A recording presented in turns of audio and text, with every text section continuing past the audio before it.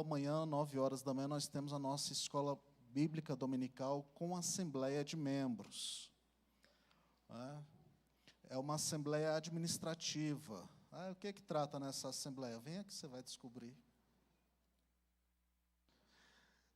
É os negócios da igreja, né, as contas da igreja. Então, você vem para cá, né, e vamos estar juntos aí, em nome de Jesus, adorando ao Senhor. Eu quero te encorajar, né, esteja conosco, em nome de Jesus, amém? Eu quero chamar o Danilo nesta hora, ele vai estar ministrando a palavra aos nossos corações, e eu tenho certeza de que Deus há de falar a tua alma nesta noite. Vamos receber com alegria, aplaudindo ao Senhor em nome de Jesus. Amém. Glória a Deus. Quem está feliz aí, gente? Hoje teve uma chuvinha, né? Dia bom, dia mais friozinho.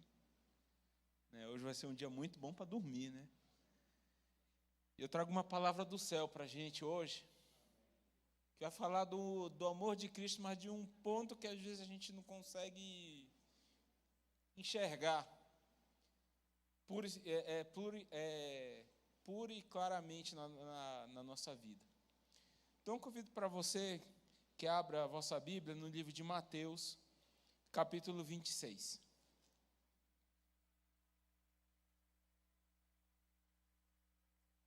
Versículo 31. Mateus 26, versículo 31.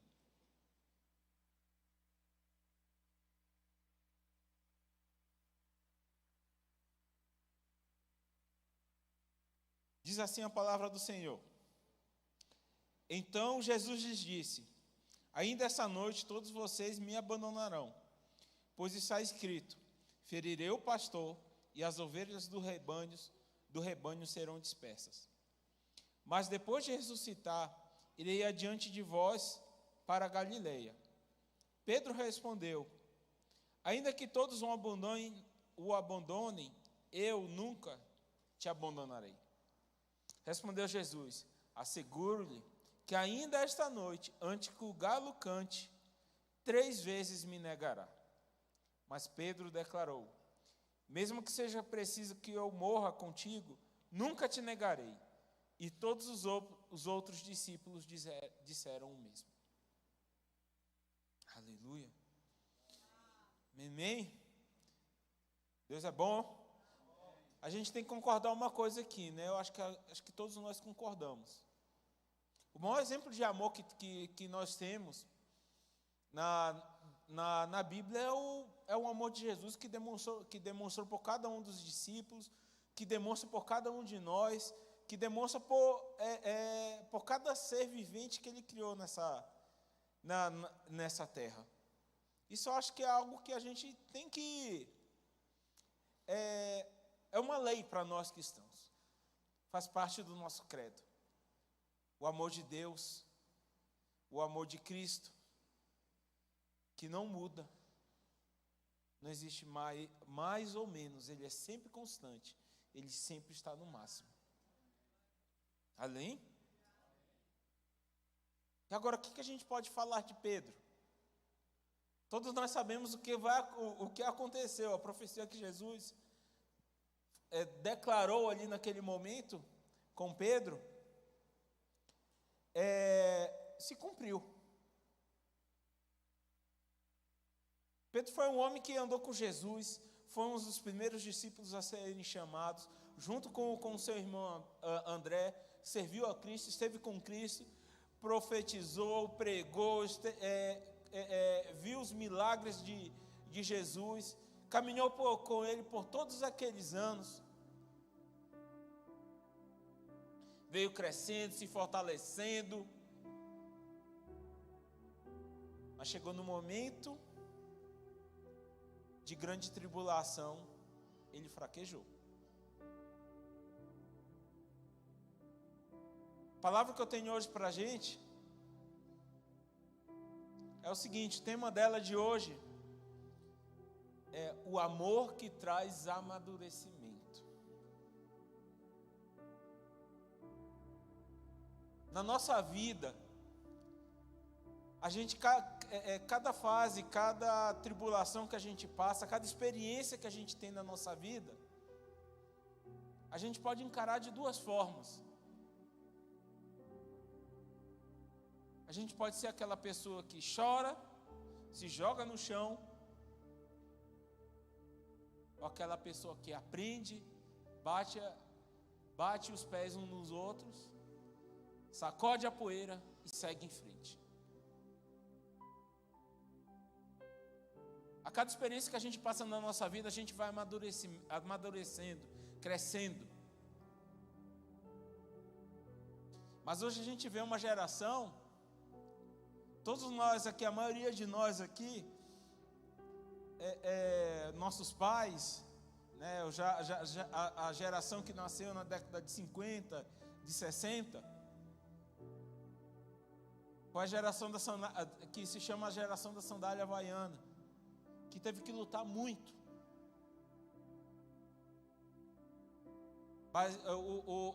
O Brasil era um país que não tinha muitas oportunidades, não tinha oportunidade para todos, e tiveram que suar muito para conquistar alguma coisa.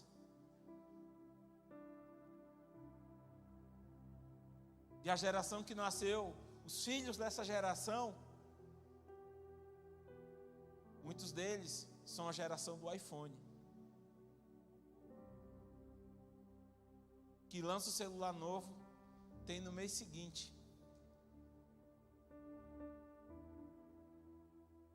E a gente começa a pensar, será que a facilidade que eu dou a ele, está trazendo o amadurecimento que ele precisa? Vamos olhar Jesus, o amor de Jesus ali por todos os seus discípulos. Ele previu tudo aquilo que Pedro ia fazer. Ele poderia ter sido um pai que poderia ter privado Pedro disso, os outros discípulos. Fujam, que hoje, essa noite me prenderão. Fujam, para que vocês não tenham que me negar. Fujam, para que vocês não passem por essa frustração.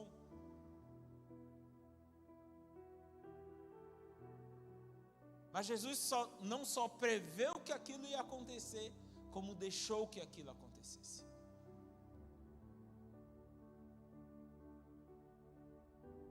O amor de Cristo, ele permite muitas vezes que as adversidades cheguem na nossa vida, para que a gente consiga amadurecer. Que a geração que lutou bastante para ter alguma coisa, era o que o meu pai falou, o que o meu pai falava para mim, sempre falou: a única coisa que ninguém rouba de vocês é o estudo, então estudem. Eu tive que trabalhar e estudar, hoje eu já posso prover a vocês que vocês só estudem, então façam isso com muito bem. E cobrava.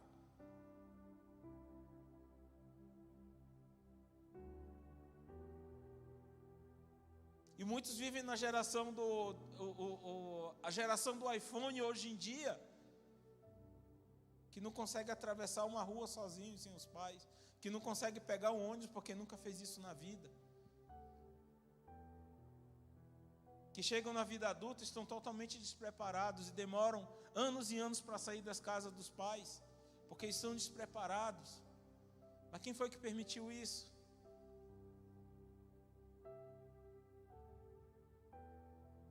Será que o amor de Deus não nos constrange para que a gente perceba que Ele, no seu infinito amor, permitiu que os seus discípulos passassem por grande tribulação?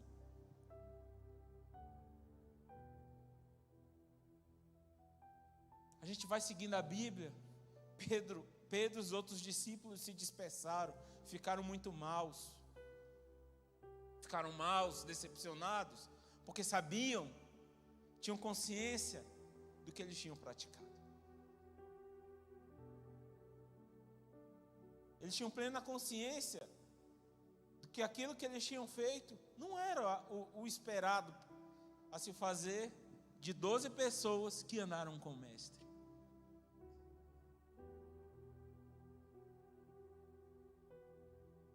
Aí mais uma vez a gente vai ver a faceta de Cristo. Mais uma faceta do amor de Cristo. Que Ele não é um amor que abandona.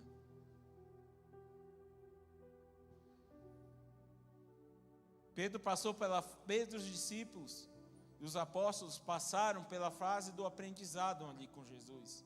Jesus os deixou. Percebeu que eles não estavam indo num caminho tão bom. E assim como Ele tinha previsto, Ele voltou e falou aos seus. Por favor, abram suas Bíblias em João 21. João 21, versículo 15.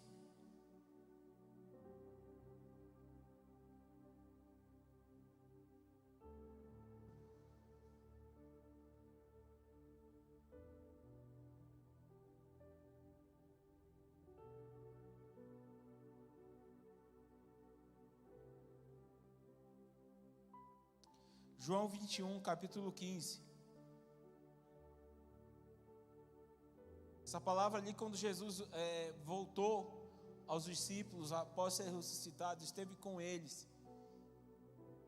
E viu que os pescadores, a quem Jesus chamou, que ia ser pescador de alma, tinha voltado a ser pescador de peixe. Tinha abandonado o propósito da sua vida por uma grande decepção. A próxima faceta do amor de Cristo é aquele que cuida. Diz assim a palavra do Senhor: depois de comer, Jesus perguntou a Simão Pedro: Simão, filho de João, você me ama mais do que estes? Disse ele: sim, Senhor, tu sabes que te amo.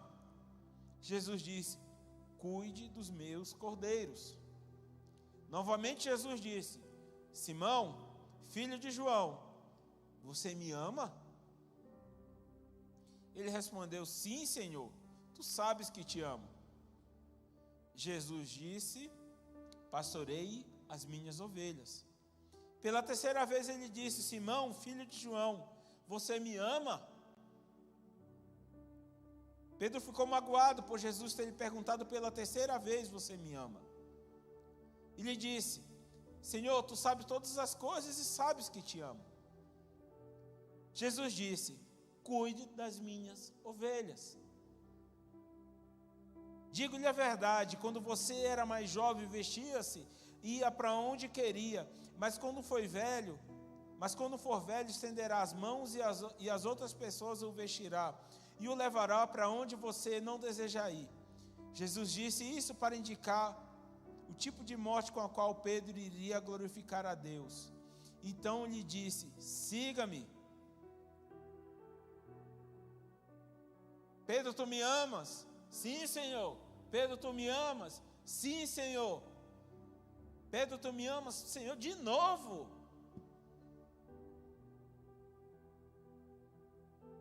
Vocês perceberam que eu falei agora e eu pulei uma parte propositalmente?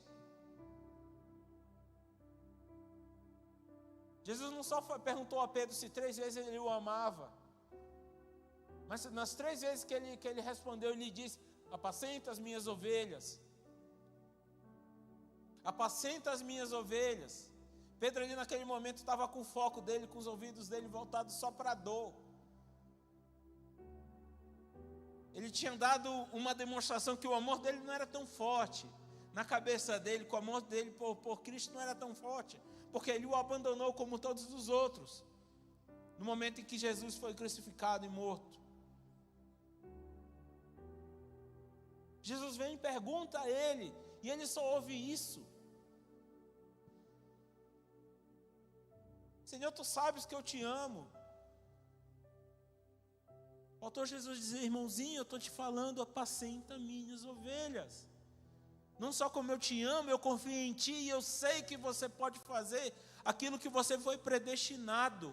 Apacenta as minhas ovelhas. Quantas vezes os nossos ouvidos estão voltados somente para escutar aquilo que a gente quer ouvir? Somente o que a nossa dor nos faz ouvir. Somente que os nossos pensamentos de mal nos fazem ouvir. E quando Deus está nos dando uma direção, está nos dando um propósito, está nos colocando um caminho para que seja seguido, e a gente não ouve. Jesus confia tanto em nós que a gente pode mudar, fazer e mudar. Que o seu infinito amor perdoa todas as nossas falhas e pecados e nos faz amadurecer com aquilo que nós temos medo, com aquilo que nós falhamos, naquele momento em que a gente não consegue enxergar a saída, é aquele momento que Deus fala conosco e nos mostra o caminho. E quando a gente passa a ouvir tudo aquilo que Cristo tem para nos dizer, aí vem um amadurecimento. Porque o amor dele, o mesmo amor que nos perdoa, é o mesmo amor que nos dá um propósito de vida. É o mesmo amor que nos constrange a fazer, a melhorar, a estar aqui na casa dele a buscar. Uma vez eu falei, igreja, sempre falo, igreja é como se fosse um grande hospital. Ali tem médicos, tem enfermeiro, tem pessoas doentes, tem pessoas que são doentes, que são médicos e no momento estão cuidando de uma gastrite, no outro momento estão fazendo o exame do coração. Todo mundo está ali se ajudando.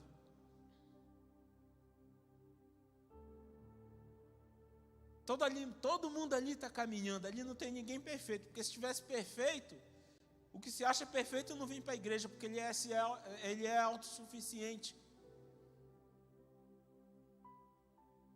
Igreja é um grande hospital. E tem gente de todo nível. Tem pessoas que estão no leite, que começaram agora, tem pessoas que já estão maduras, que já estão ajudando o outro. Tem pessoas que melhoram, que cuidam, que fazem da sua vida muito melhor do que a vida que tinham antes. Porque a vida com Cristo é uma vida de alegria, uma vida de bênção. Quando Jesus voltou ali, aqueles homens estavam pescando ali, achando que para eles não tinha mais saída, Jesus veio para eles, tem saída, levanta. Eu te escolhi como pescador de alma, eu mudei o teu nome para Pedro, pedra, no nosso português fica fácil fazer essa analogia, Pedro, pedra, sobre ti edificarei minha igreja. Naquele momento ali, Pedro passou pela fase do comissionamento. Aí ele foi dado uma missão, aí ele foi dado uma direção. E por mais que no primeiro momento ele não tenha conseguido enxergar, só tenha conseguido enxergar uma desconfiança de Cristo em relação ao amor dele, e não conseguindo enxergar que Cristo na verdade estava dando a ele uma direção. Se tu me ama tanto, tu vai conseguir amar as minhas ovelhas. Porque o pastor que não ama ovelha não serve para ser pastor. Está no lugar errado. Pastor tem que cheirar a ovelha. Pastor cheira a ovelha, vive a vida da ovelha. Então ele estava dizendo, Pedro, se tu me amas, amo. Então apacenta as minhas ovelhas. Pedro, tu me amas? Amo, Senhor. Apacenta as minhas ovelhas. Demonstra todo o teu amor que tu tens por mim através daquilo que você fará pelas outras pessoas, do serviço que você fará.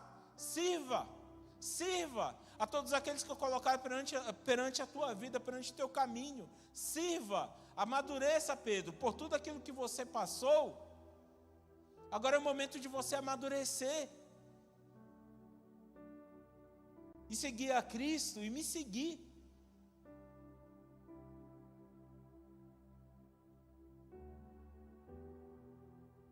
Às vezes as coisas vêm muito fáceis.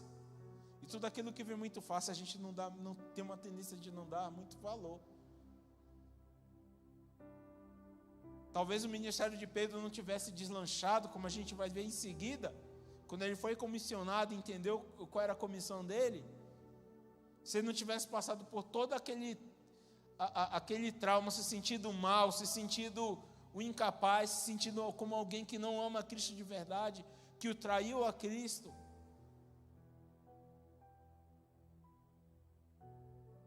Penso que se ele não tivesse passado por tudo isso, ele não teria adquirido o amadurecimento que ele necessitava para seguir a Cristo por tudo aquilo que ele deveria passar.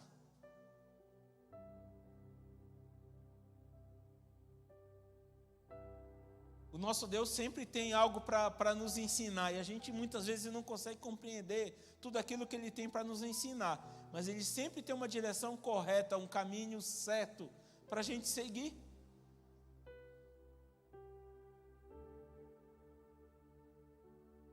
Deus não erra, Deus é infalível. Se você está aqui é porque você confia, é porque você tem convicção que Deus não erra. É porque você tem convicção que Deus te ama. É porque você tem convicção que Deus é maior que tudo que há nessa terra. E agora vemos um Pedro. Vemos um Pedro que foi restaurado, que compreendeu qual era o seu comissionamento. Vemos um Pedro que reconheceu que ele estava errado e reconheceu que Cristo estava o perdoando. O sentimento de culpa que tinha dentro do coração dele foi retirado, e a dor, o medo deixou de ser o guia dele, e ele ganhou um novo guia, que foi a esperança.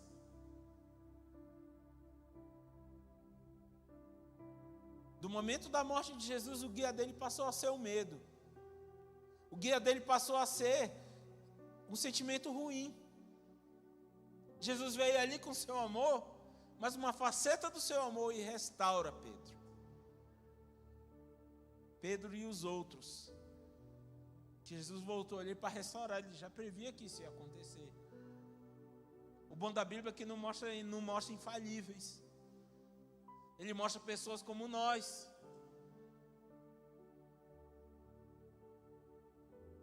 A Bíblia mostra pessoas como nós, que sempre estamos, uma hora acertamos, outra hora erramos,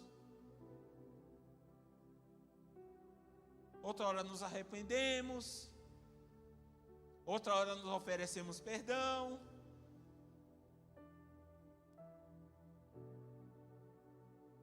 A Bíblia é formada de 99,9% dela retrata de pessoas como nós, que erramos, que temos dificuldades, mas que lutamos e vencemos, porque a nossa força não está no nosso braço, mas está em Cristo. Está em Cristo Jesus. Depois disso, o Espírito Santo, lá no livro de Atos 1:8,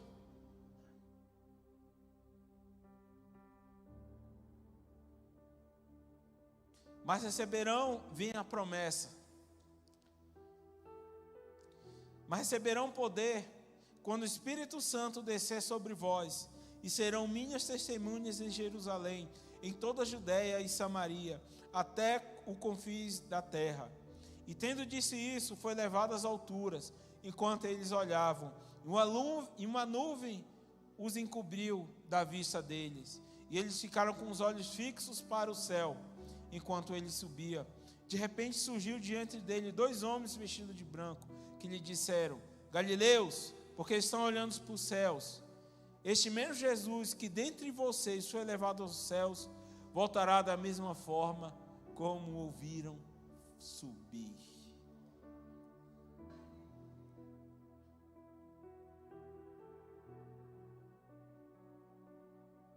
Jesus vinha preparando homens, vinha preparando uma geração que iria servi-lo, ia tornar possível que a gente estivéssemos aqui hoje, porque a palavra dele ia ser através desses homens, que como nós, homens de carne e osso como nós, que erraram, que acertaram, foi através dele que essa Bíblia chegou até nós. E através deles, pelo sacrifício deles, lá há quase 2000 anos atrás, foi pelo sacrifício dele que nós estamos aqui. Porque eles entenderam que agora a força deles estava no Espírito Santo, que eles poderiam fazer coisas maiores que Jesus fez.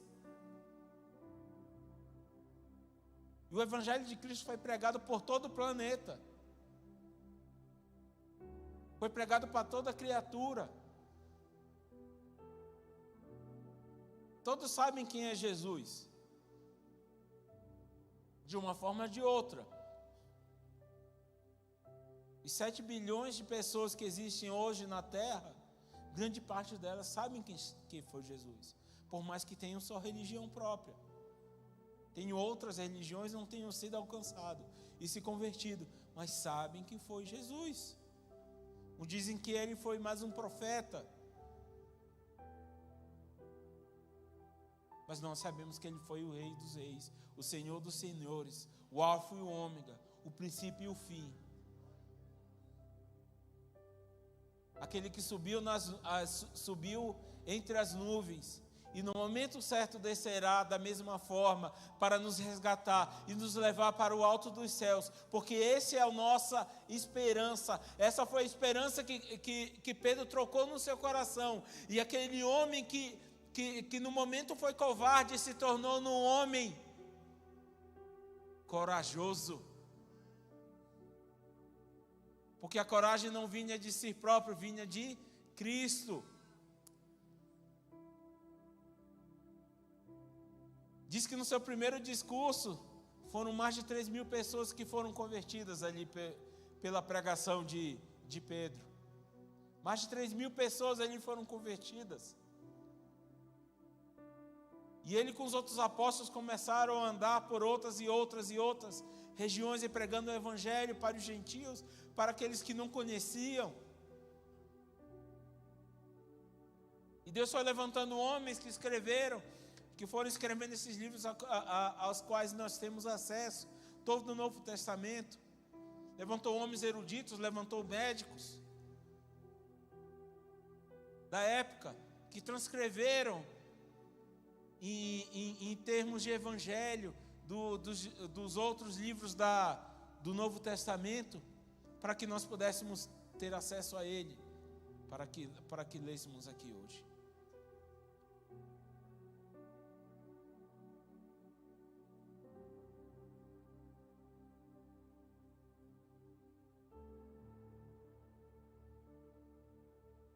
Em Atos 4:13,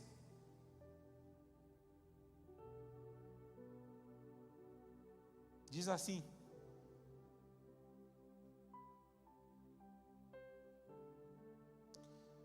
vendo a coragem de Pedro e de João, e percebendo que eram homens comuns, sem instrução, ficaram admirados, e reconheceram que eles haviam estado com Jesus. E como podiam ver ali com eles os homens que foram curados, nada podiam dizer contra eles.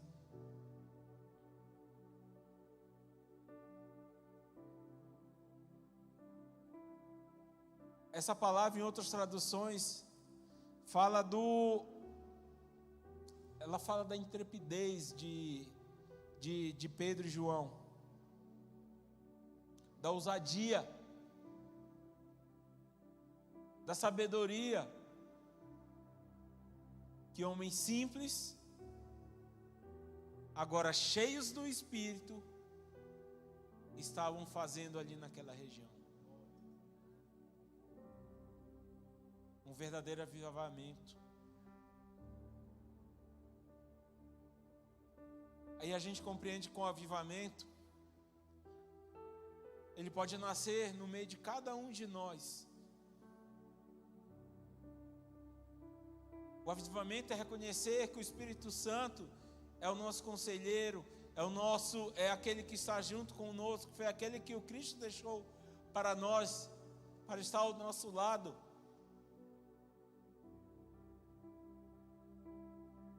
E que nos faz reconhecer o quanto Ele é maravilhoso. É o avivamento da alegria, é o avivamento do milagre, é o avivamento da bênção, é o avivamento da felicidade. Porque quem está em Cristo é feliz.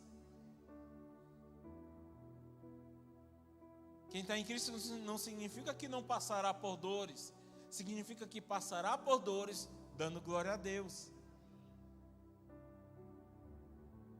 Passará por prova dando glória a Deus. Passará por luta dando glória a Deus. Obterá vitórias grandiosas e dará glória a Deus. Porque a alegria do Senhor é a nossa força. A alegria do Senhor é a nossa fortaleza. É aquela que nos sustenta, nos põe de pé e nos faz seguir em direção a Cristo, na viva esperança que Ele voltará e nos resgatará para viver a eternidade com Ele. Assim é um cristão maduro. Assim é o homem e a mulher maduro. Se nós tivermos fé naquele que nos comissionou, nós saberemos que o dia bom vai chegar. Que a madrugada, que a noite escura, fria, se transformará num dia ensolarado. Porque Ele estará ao nosso lado. E nos estará ao nosso lado para nos guardar e nos proteger. Porque nós somos filhos deles. Nós os chamamos de Pai e confiamos nele. Porque Ele fará coisas maravilhosas por nós. E que sejamos Pedros, que sejamos João, que sejamos os vários outros discípulos que foram ali apacentados por eles, que sejamos ovelhas de João, de Pedro, que sejamos ovelhas que aprendem, amadurecem, e um dia se tornam pastores, que cresçam, amadureçam e se tornem homens e mulheres de família, que cresçam e amadureçam e não se deixem levar por qualquer conversinha que ouvem, por qualquer modinha que o mundo a coloque.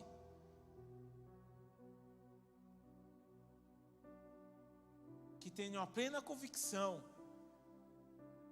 que o amor de Deus é inabalável e os princípios dele são eternos e nada muda. Não existe meia verdade para Cristo, existe somente uma.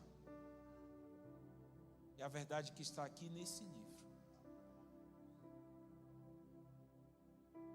E essa convicção é que nos faz sermos melhores a cada dia, buscarmos essa melhora a cada dia, a nos arrepender e a buscar a paz que excede todo entendimento. Aleluia. Que Deus possa habitar em nosso coração, que nós possamos dar abertura ao nosso coração, para que Deus venha falar conosco, e nós possamos escutar tudo aquilo que Deus está falando, e não escutar somente aquilo que as nossas emoções nos permitem que escutemos. E que o amor de Cristo que nos constrange, nos traga paz, nos traga sabedoria, nos traga inteligência, para sermos apacentados e sermos apacentadores.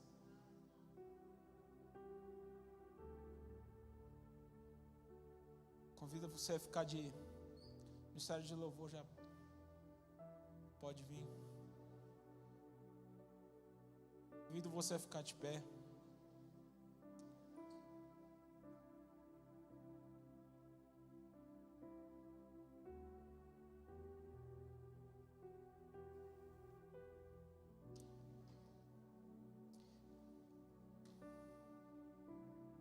Eu sei que a gente muitas vezes se acha como Pedro e os demais apóstolos, que voltaram para suas atividades anteriores a serem chamados por Cristo, porque passaram por lutas. Todos nós temos os nossos momentos de vale. Davi se escondeu quando estava fugindo de Saul.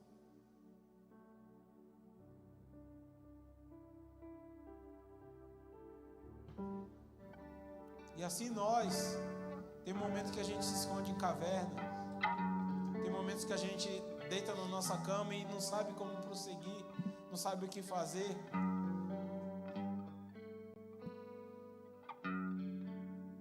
Mas o infinito amor de Deus é o que nos vai nos dar força para prosseguir.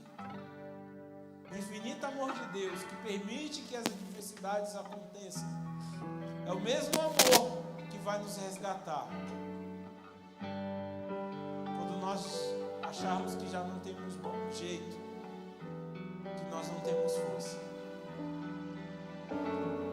Se você conhecer pessoas em seu meio que estão no momento que eles estão, se você mesmo que está no momento que não sabe para onde seguir, convido você a estar orando por essas pessoas. Há pessoas que não conhecem o seu caminho ainda, que não sabem qual é o seu propósito de vida. Eu convido você a orar por elas. Isso é aquilo que Deus nos ensinou, a orar um pelos outros, para que nós venhamos a nos fortalecer. Senhor Deus amado, eis aqui a tua igreja, Pai. Eis a tua igreja que está em tua presença. Senhor, as nossas vidas vivemos em diversas fases da nossa vida. Temos épocas que estamos passando aprendendo, estamos na escola da vida. Temos um momento que nós recebemos o nosso comissionamento, e temos um momento que a gente exerce aquilo que tu nos separaste para fazer. Senhor Deus amado, existem muitas pessoas, meu Pai, que ainda estão, por mais que tenham passado o tempo da sua vida, ainda estão lá no início dessa escola. Pai, eu oro por elas, Pai. Eu oro por elas para que tu venhas tocar no coração. Pai, que todo impedimento, Pai, que toda dor, que todo desânimo, tu venhas retirar do coração delas. E venha dar a elas vontade de vencer, de crescer e de frutificar nessa terra. Vontade, meu Pai, de fazer a tua obra, de fazer a tua palavra, meu Pai, de buscar o melhor para a sua vida. Nós, como servos teus, meu Pai, nos colocamos diante de Ti, porque somente de Ti que vem o socorro, somente de Ti, Deus, que Tu és um Deus fiel, um Deus guardião, que nos guarda de dia e de noite, Senhor. Somente da Tua sabedoria, meu Pai, é que nós dependemos. É somente do Teu amor é que nós dependemos. É porque Ele é sempre aquele que nós podemos confiar. Pai, visita cada casa, cada lar, meu Pai, onde estiver um jovem, meu Pai, que precisa da Tua direção, onde estiver um adulto que precisa da Tua direção, meu Pai. Pai, eu te peço que Tu venhas visitá-los agora, neste momento. Venha constrangê-lo, meu Pai, a tomar decisões, Senhor.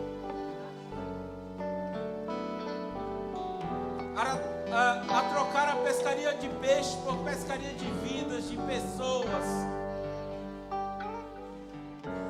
Que nós sejamos como Pedro, que no momento errou, mas se reconheceu, que tu fortalecestes ele, e ele de pescador de peixe voltou a pescar a alma. E nossa primeira pregação, 3.000 pessoas foram convertidas. Visita cada lar, meu Pai, cada jovem, meu Pai, nesse momento, dando eles a direção, dando eles, meu Pai, o caminho que eles devem seguir. Senhor Deus, eu te peço, porque eu sei que Tu podes e que Tu reconheces todas aquelas nossas súplicas, meu Pai. Eu sei que o amadurecimento vai chegar se nós estivermos com nossos ouvidos abertos para ouvir tudo aquilo que tu tens para falar. Então tira todas as amarras, todos os tampões dos nossos ouvidos que impedem de ouvir, que nos impedem de ouvir a tua voz. Aqueles tampões que filtram aquilo que tu fala conosco. Aqueles tampões, meu Pai, que nos fazem, que tu fala A e a gente compreende B e faz C.